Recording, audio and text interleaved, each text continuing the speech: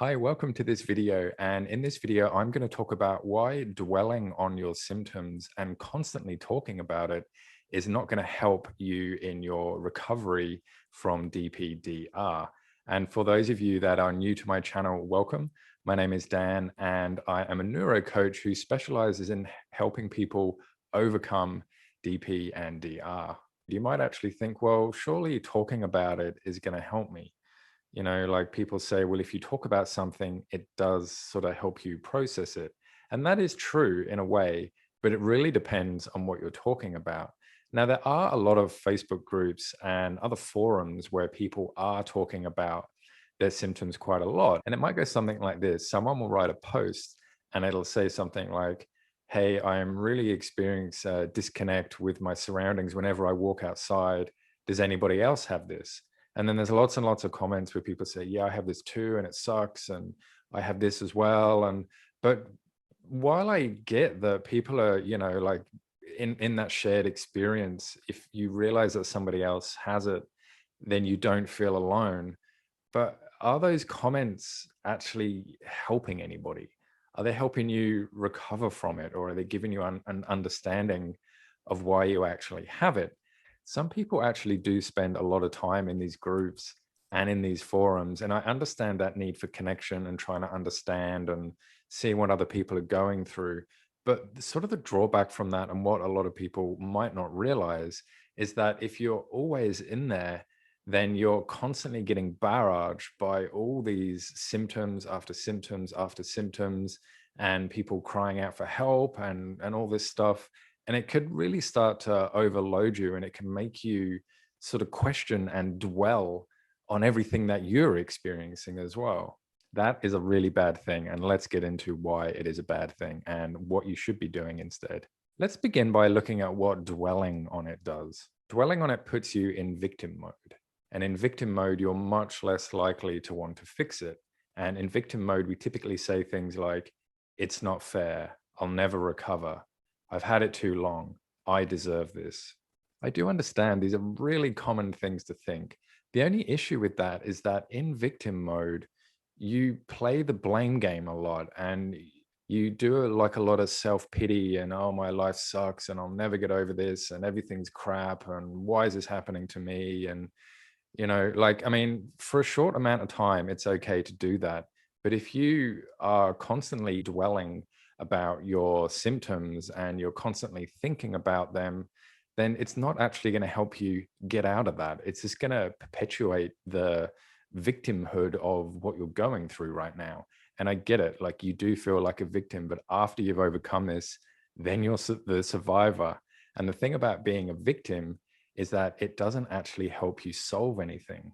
Instead of being a victim, you need to get in this mode. You need to get in a screw this, I'm over this and I want my life back. And it's utterly possible because lots of other people have done it mode.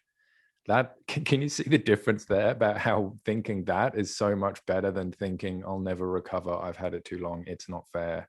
In other words, you need to start kicking life around rather than let life kick you around. And these words do come from a place of caring. And I'm not just suggesting you just snap your fingers and everything's going to be okay. But the first key to recovery is to get in the mindset of, it is possible to get out of this. I'm not a victim. I'm not going to let this control my life. I'm going to get over this and I'm going to recover this. I'm going to get my life back. Once you get into that mindset, then sort of half the battle is done, because you already start to want to get out of it now. And once you get in the mindset of wanting to get out of it, then you're much more likely to recover than just sort of sitting and dwelling in it. Let's have a look at what talking about it all the time does to you. It keeps it at the front of your mind all the time.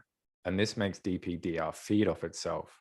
And what I mean by this is that if you're always talking about it, then you're always thinking about it. And you're always thinking about the symptoms, and you're always thinking about potentially how bad things are, or how scared you're going to be, or you're worried about the future. And you know what that's going to do? It's going to cause more anxiety, which is going to keep the thoughts going. So it's going to go back in, you're going to speak it out, it's going to go back into your mind, you're going to think about it, and it's just going to loop and loop and loop and loop until you just find that you just don't know what to do. What's really important and what you might not realize is that the more you do something, the better you get at it and the harder it is to fix. So it becomes a habit. And I'd be willing to bet that you constantly talking about your symptoms and constantly dwelling on them, it's really easy for you, right? It's so easy. It's just become a habit because the more we do something, the easier it gets. And also the harder it is to be able to stop them. Now, the good news here is that there are methods and there are ways of being able to break a habit and form new habits which are better for you. This is why it's really important to do your best to stop dwelling on it and to stop thinking about it. And I know that if you experience this a lot, or if you have it 24/7, then it's extremely hard not to think about it, but it's always there. But remember, you're in the habit of thinking about it. So we've got to break that habit and think about something else. So, what else can you think about? Well, a great thing you can think about with regards to intrusive thoughts or worrying about the future and all the questions that you tell yourself is just to tell yourself they're just questions, they're just thoughts, they're not going to hurt me, they don't mean anything. And it might be really difficult at the beginning. Like when you first start doing this, it might be really tricky to keep reminding yourself, but you just have to keep catching yourself. Even if you have to do it every 10 seconds. No, it's just a thought. It's not going to hurt me. La, la, la, la, la. No, it's just a thought. It's not going to hurt me. But now you see what's happening is that you're forming a new habit. The new habit is to stop letting these things affect you so much. And once they stop affecting you as much as they are, then it's going to put you in a much better space to be able to reach out and get help and realize that it is possible to overcome this and you can get your life back to how you want it to be. It is okay to educate yourself. It is okay to watch videos and read books and educate yourself about what you've got, potentially why you've got it, and how you can overcome it. But if you're doing it from a point of just wanting to reinforce all those things you're already feeling, and you're just wanting to dwell on it, and you're just wanting to do all this self-pity, and I'm never going to be able to get over this, which I get can really happen. And even that can be overwhelming. But remember, what you focus on is what you get. So choose. It's about a choice. What choice are you going to make about what you focus on? Are you just going to focus on all the symptoms all the time? Or are you going to put your focus somewhere else? I hope you learned a little bit from this and I hope it was able to help you. And if you did find it useful, then please like it and subscribe to the channel. And I will see you all in the next video. Bye for now.